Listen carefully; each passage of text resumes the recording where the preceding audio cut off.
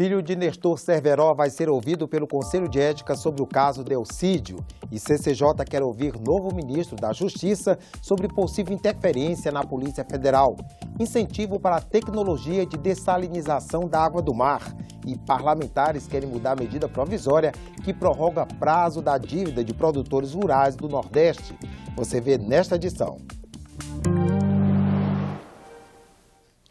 Delcídio do Amaral não comparece à reunião do Conselho de Ética e senadores decidem marcar nova data para depoimento. O Conselho também quer ouvir Bernardo Cerveró na próxima semana.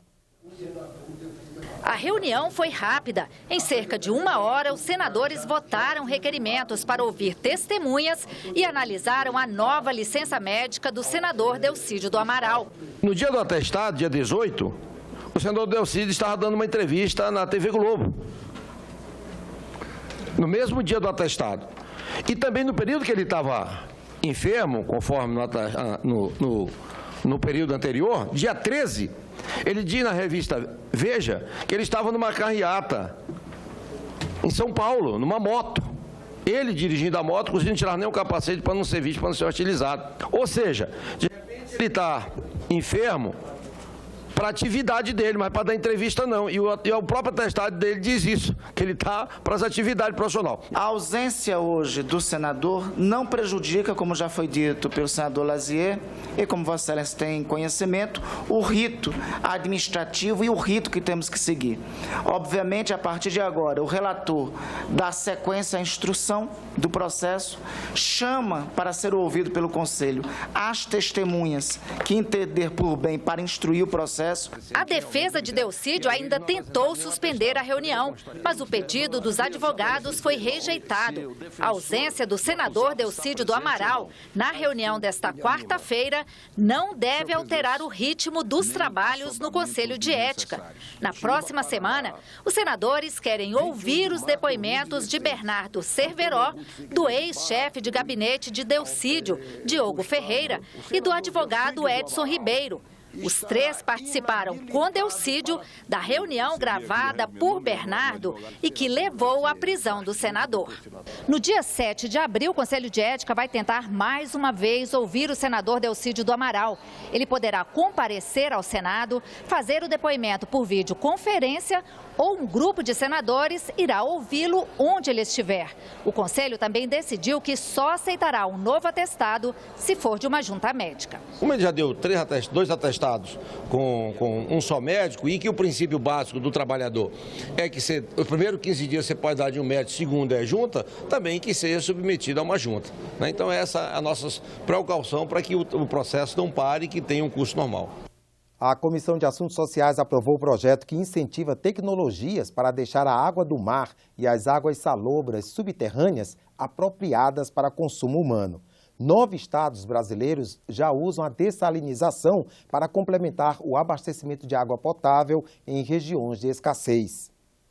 O projeto aprovado na Comissão de Assuntos Sociais altera a Política Nacional de Saneamento Básico para incentivar tecnologias de dessalinização da água do mar e de águas salobras subterrâneas. Quando nós dessalinizamos a água do mar, nós colocamos os dessalinizadores dentro do oceano, de tal maneira que a água que vem para o continente é só água doce. O sal todo fica no mar. 97,5% da água existente no mundo é salgada e encontra-se nos oceanos, obviamente, e que apenas 2,5% representa o estoque de água doce, bom, é aterrorizante. As cidades litorâneas, especialmente aquelas que têm uma movimentação, um fluxo turístico durante a temporada de verão, elas têm um aumento exatamente da demanda por água tratada, que muitas vezes as captações não lhe garantem. O senador Valdemir Moca falou dos custos elevados de processos de dessalinização e da importância de se baratear as tecnologias. O processo da dessalinização é muito caro. É esse o entrave. Mas eu penso que se colocar em debate e com o avanço da tecnologia, talvez possamos chegar num processo onde o custo disso seja menor. A matéria tem decisão final na Comissão de Ciência e Tecnologia. Outro projeto aprovado pela Comissão de Assuntos Sociais estabelece a concessão de um seguro por até 3 meses para artesãos impossibilitados temporariamente de exercer a profissão. Essa proposta tem decisão final na Comissão de Assuntos Econômicos. A Comissão de Infraestrutura aprovou as indicações de Juliano Alcântara, Hélio Paes Júnior e Ricardo Bezerra para diretores da Agência Nacional de Aviação Civil. Os nomes ainda precisam passar pelo plenário. A comissão também aprovou o requerimento do senador Ricardo Ferraço de audiência pública com o presidente da Petrobras, Aldemir Bendini. Ele deve explicar o prejuízo recorde da estatal em 2015 de quase 35 bilhões de reais. 2 requerimentos de audiência pública pedem a presença do ministro da Justiça, Eugênio Aragão, em audiência pública na Comissão de Constituição e Justiça. O objetivo é obter explicações sobre declaração que, segundo parlamentares da oposição, coloca em risco o trabalho da Polícia Federal na Operação Lava Jato. Logo após tomar posse, o ministro da Justiça, Eugênio Aragão, a quem a Polícia Federal é subordinada, disse em entrevista que, em caso de vazamento de informações, afastaria a equipe responsável pela investigação. De acordo com o ministro, provas não são necessárias, basta ele sentir o cheiro do vazamento. A explicação que nós precisamos obter por parte do ministro com relação a esse fato grave, porque há, de fato, uma vinculação funcional. Mas não cabe ao ministro da Justiça aplicar qualquer tipo de torniquete, qualquer tipo de intimidação para que a Polícia Federal, que tem e deve ter autonomia, possa continuar atuando livremente. E eu acho muito natural que o Senado, que a Comissão de Constituição e Justiça, tenha um novo ministro aqui fazendo um debate conosco, falando de seus propósitos e ouvindo também questionamentos dos senadores e esclarecendo os pontos que precisam ser esclarecidos. Eu acho que isso é bom para o país e é bom para a Comissão de Constituição e Justiça, para o Senado. Por falta de quórum, a votação dos requerimentos foi adiada para a próxima quarta-feira. Os parlamentares discutiram a inclusão de mais municípios como beneficiários da MP, que amplia o prazo para que produtores rurais da região Nordeste paguem suas dívidas. A mudança foi sugerida à comissão mista que analisa a medida.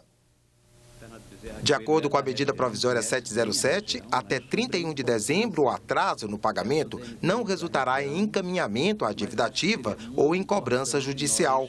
Em audiências públicas no Congresso e nos estados, os parlamentares têm ouvido produtores rurais. Na reunião desta quarta-feira, representantes do Ministério da Integração Nacional e da SUDENE debateram com os senadores as possibilidades de mudança. Vieram trazer informações sobre os estudos que estão sendo levados a efeito pelos institutos de meteorologia para que a gente possa chegar a uma definição que possa atender às necessidades dos municípios que estão fora desse território que foi fixado por decreto presidencial em 2005.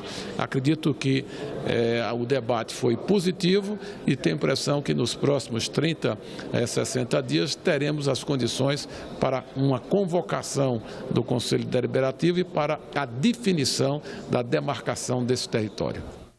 Outras notícias na nossa página senado.leg.br/TV. Obrigado pela audiência e continue com a nossa programação.